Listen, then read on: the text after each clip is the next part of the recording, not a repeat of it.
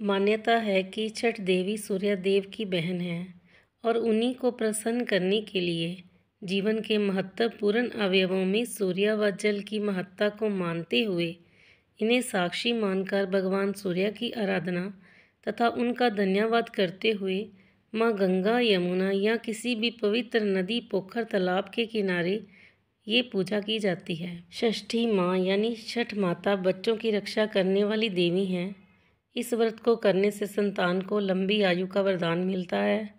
मार्कंडेय पुराण में इस बात का उल्लेख मिलता है कि सृष्टि की अधिष्ठाता प्राकृति देवी ने अपने आप को 6 भागों में विभाजित किया है।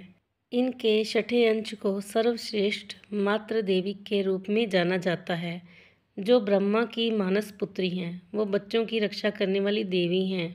कार्तिक मास के शुक्ल पक्ष की षष्ठी को इन्हीं देवी की पूजा की जाती है।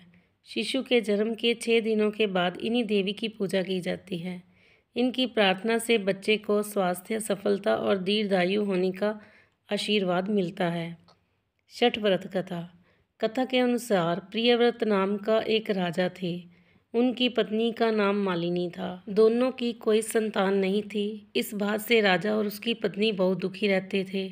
उन्होंने एक दिन संतान प्राप्ति की इच्छा से महर्षि कश्यप द्वारा पुत्रेष्टि यज्ञ करवाया। इस यज्ञ के फलस्वरूप रानी गर्भवती हो गई।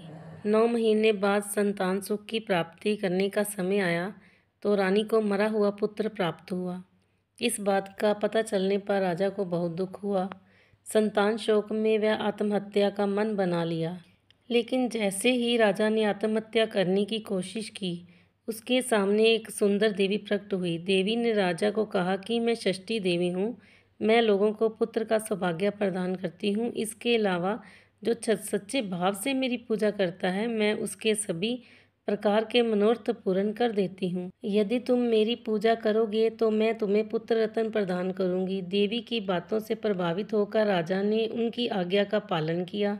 राजा और उसकी पत्नी ने कार्तिक शुक्ल पक्ष की षष्ठी तिथि के दिन देवी षष्ठी की पूरी विधि विधान से पूजा की। इस पूजा के फलस्वरूप उन्हें एक सुंदर पुत्र की प्राप्ति हुई। तभी से छठ का पावन पर्व मनाया जाने लगा।